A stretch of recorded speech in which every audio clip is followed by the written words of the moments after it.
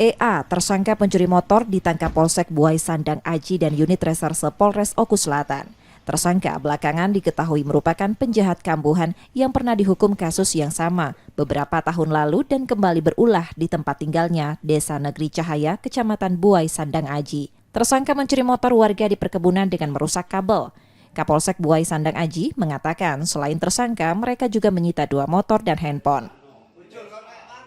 Betul, untuk pelaku pada tahun 2010 merupakan pelaku tindak kejahatan pencurian juga. Untuk ini hasil kejahatan tersangka ini digunakan untuk apa nih? Kalau dari pengakuan tersangka untuk dia makan sehari-hari, kemudian untuk menggunakan narkotika.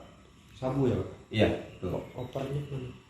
Itu Kak, tersangka dikenakan pasal berapa itu Pak? Untuk tersangka kita kenakan pasal 363 ayat 1. Ancaman Pak? Ancaman hukuman pidana paling lama 7 tahun.